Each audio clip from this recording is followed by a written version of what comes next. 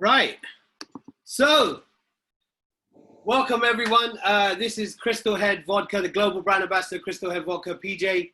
And we are doing a live session this afternoon with the legendary, the very, very super talented Mickey. So, Mickey works under the name Six Mick Art.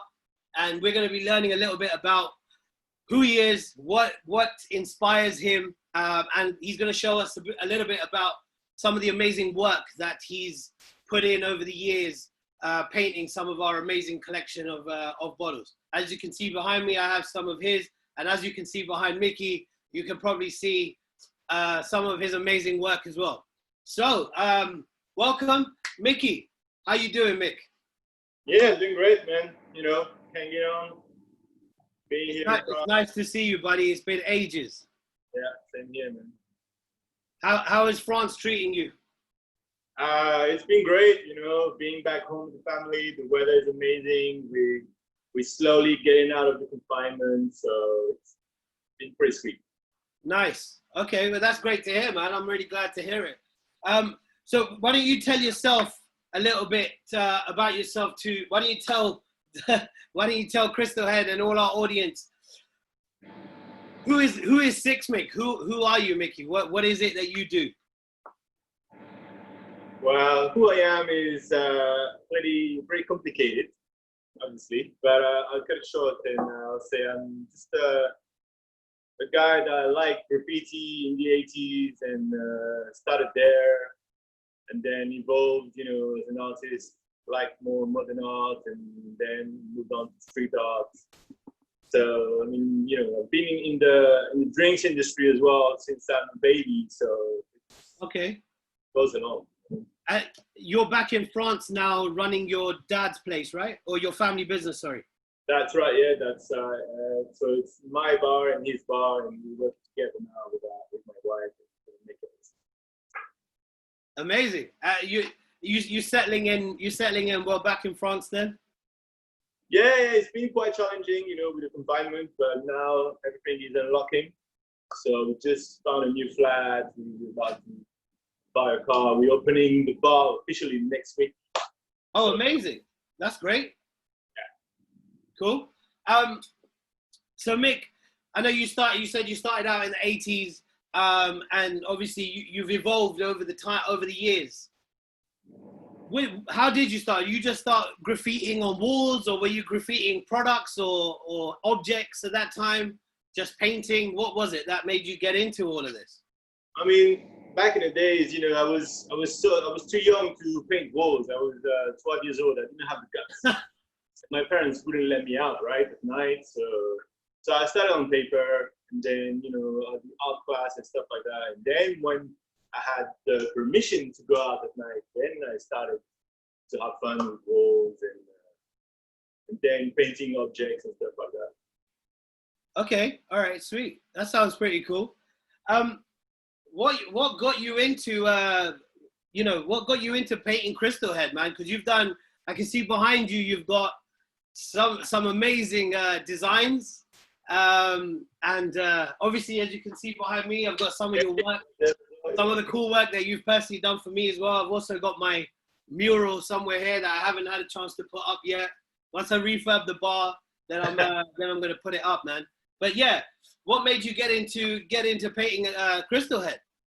Well, you know, I think it was in terms of friends in common, and then one thing led to another. We started with the bar in Mayfair with our good friend Pedro. As the coffee machine. Nice. Pedro is actually watching. Yeah, you know, we started there, and we started doing bottles, and then we started doing glassware as well. You remember, I cut some actual bottles by hand. Oh, dude, they were so cool, man. You want to tell people how you actually did that? How did you make those 70 cl bottles into cups? Dude, it was real painstaking. I think it took me about 2 hours per bottle. Wow. Cut it, then to make it safe, right? Because if you're going to drink out of it, you have to be safe and send it down. And I was doing that in my kitchen with a Dremel. So it's a very simple tool that I think Pedro built. And it's like a little, it's like a mini drill, and you have a lot of little discs, and you can buy a special one for glass. And I was cutting that with the mask and the gloves. My wife was going crazy. I can imagine. I can imagine. Well worth it. Well worth it. Well, those pieces, I remember them very well. They were absolutely amazing, man. I mean, those cups, I think Pedro would agree. I know he's watching. They were like one of the most highly stolen items for Hashi. Yeah, they tend to disappear. I think I heard that. We started with 36. I think they ended up with 3 left after 2 months. Story that somebody broke in and the only thing they stole is those Crystal Head Vodkas. Yeah, I remember that, man. I remember that. That was insane. Well, you know what? Actually, if you think about it, the bottles do catch people's eye, right? And with your work that you've done over the years has been pretty awesome. And I think, you know, a lot of the people that we get a lot of people, you know, logging in and talking to us on Facebook and our fans talking about what inspires them. So what actually inspires you, before we go into some of the work you've actually done before for us? What is the work, what's inspired you most when you're talking and when you're designing Crystal Head bottles? You know, what's so easy to work on? What makes them so easy to work on, sorry? You know, I mean, the bottle in itself, it's such a wonderful, you know, artwork in itself that, you know, ideas just flood in. And there's so many things you can do if you go pirate, if you go more morbid and Halloween, and if you go, you know, you can go more modern. So the possibilities are endless, you know. Like I've seen a first exhibition that you guys did in Canada with a bunch of artists that everybody such different approach to it. And I mean, for me, the main thing was I tried to keep it street art. And I tried to keep it as funky and colorful as possible because that's what I wanted to first try with it. And then over time, I went in countless directions and ideas and developed it. But when I first started it, it was, you know, about making it fresh and making it street art. It was the big street art wave at the time. Yeah. Okay. I've noticed actually a lot of your design work, especially of your personalized stuff, it has the squiggly lines. So, yeah. I'll show you on the smaller bottle. But, you know, this is one of the bottles that you did for us. Yeah. What was the inspiration behind this? That's just 100% my style. You know, that's just what I do. I just do a lot of calligraphy. I've got a Mediterranean background, so a lot of calligraphy. I just love it, and it's very trendy at the moment. I think people really love calligraphy. So I thought, you know, do what you do best, and then people will catch on eventually. 100%, man, and you have a great fan base, man. I know that people absolutely love your work. You know, on that note, you have been, you know, we've been very privileged to work with you, especially out in the UK and Europe. You know, we've done some awesome bespoke bottling in Germany, in Austria, in France, in Italy. You know, and then you've obviously done the amazing work that you did over 2 years, making the exclusive bottles for Selfridges.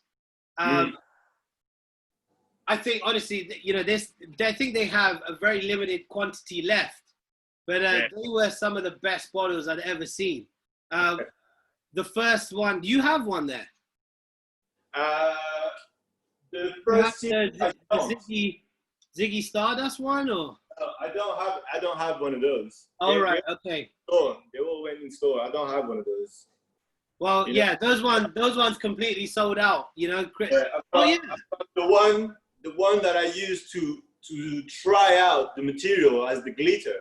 This is the one where I first did the trials of the material and glue the glitter and see how it would react and how I had to, you know. Can we see that a bit more up close? See, so I was trying out the different glitters and see how they react to each other, how I can manage and separate them. So this was the first bottle I tried the glitter on, and what do I do and how can I work with it? So it's not a very pretty bottle, but You know, that's one of your test bottles. Yeah, exactly. It's the crash test. You know what I mean? And you know, you must. It was quite a proud moment, you know, when you released them and they sold out so fast, man. How did that make you feel? Yeah, it was incredible. I was like, yes. I guess we really work hard and well together, because we managed to bring out something that people, you know, just went out their way and buy it. Yeah.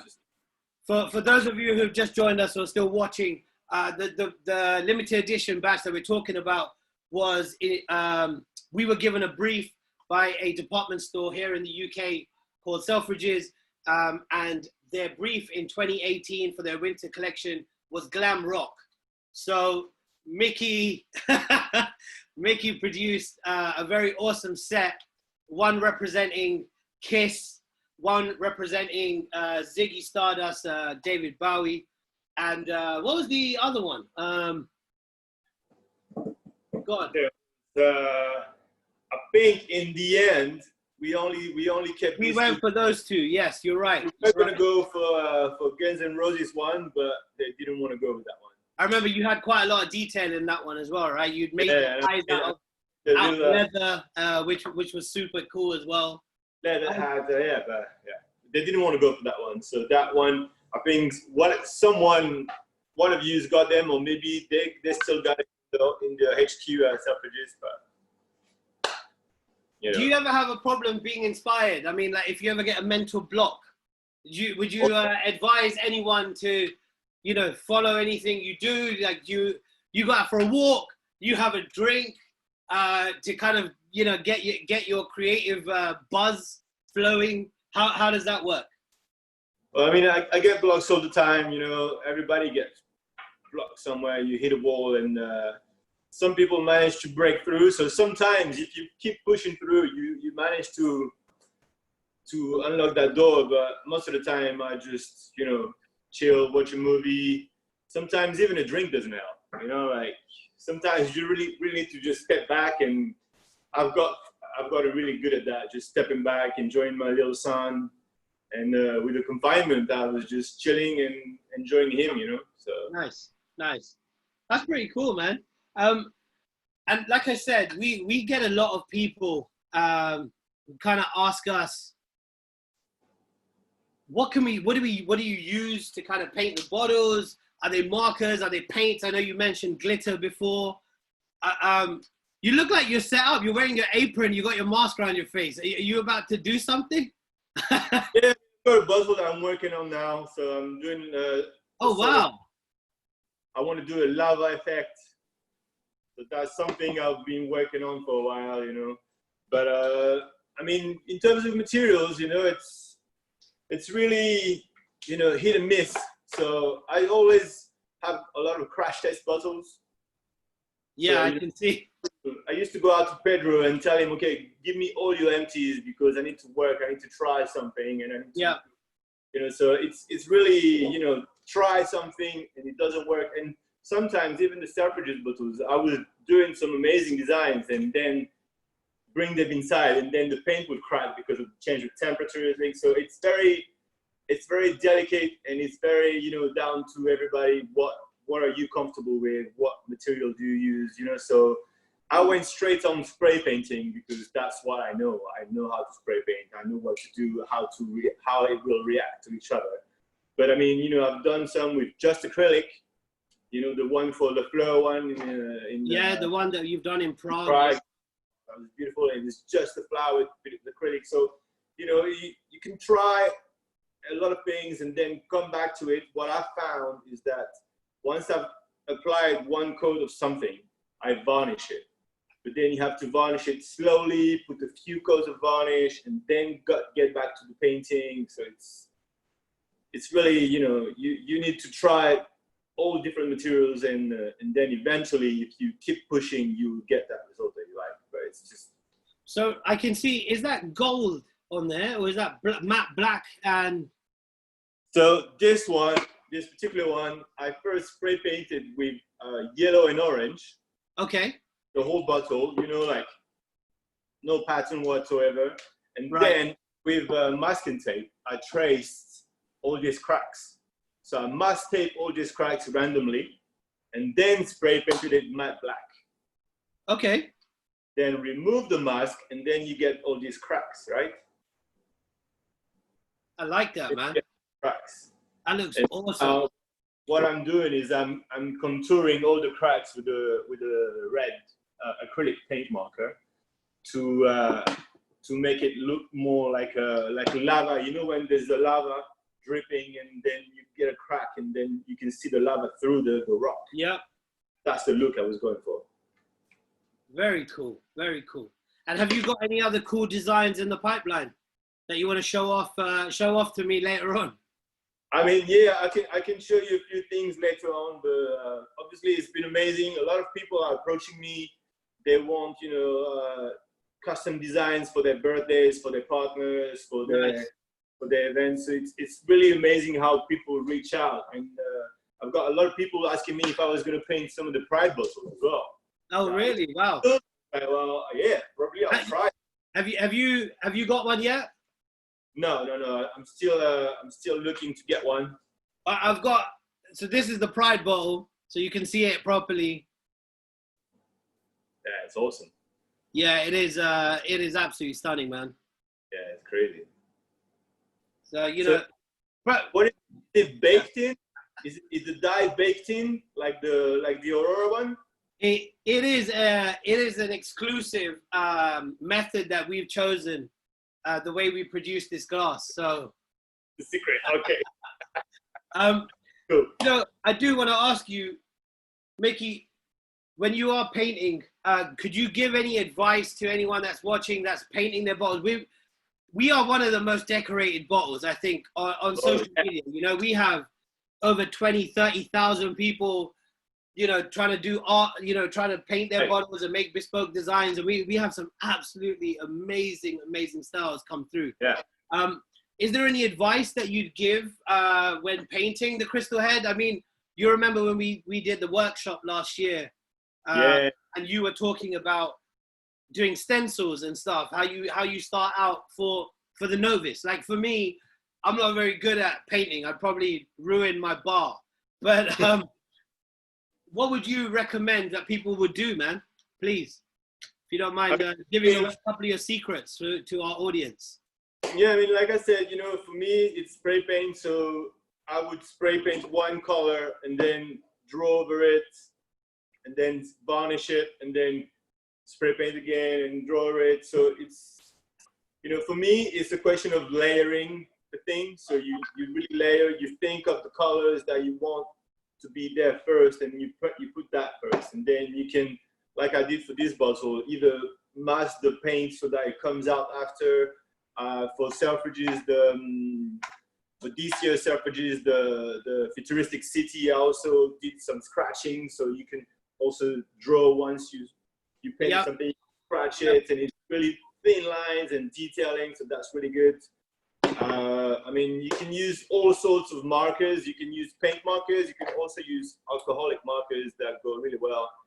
And obviously, they'll be transparent, so you get different textures and different shapes. Are they special? Are they specially made markers for glass, or are they just normal, like you know? No, this one. Is there a special brand you use? They're normal permanent markers that I buy, and I've got all the brands. You know, you got, like I said, you have to try them all. So you know, you really need to go out there, buy a bunch of different materials and try them out. Oh, that's not what I'm going for. Or you change out. Oh, this is really working. So water-based kind of stuff wouldn't work, or would you recommend that style, or would you recommend like acrylic markers? You know, I mean, that's what a lot of people need to know, would like to know, because you know, like I said, there's a lot of people that are out there, you know, especially right now while people are locked up at home. You know, people are being creative. We're getting some amazing designs, and I'd love to for you to share with them. Is it the type of marker or the type of paint to use? Obviously, if you're using paint, you need to be in a safe environment or wear a mask. But I think everyone's wearing masks already, right? Yeah, that's fine. We sorted with the mask. But I mean, you know, I'll only wear a mask if I'm going to use spray paint, right? Because this is toxic and a fume, so it goes everywhere. But if I'm using acrylic, you know, from like this from Dalarani, it's acrylic, so it's non-toxic, it's water-based, and it will still work on the glass. The only thing with that is that you're gonna have to put a few coats for it to be non-see-through, so opaque. You know, these paint markers, this is one brand of a lot. They basically really work so that you put one coat and normally you don't see through.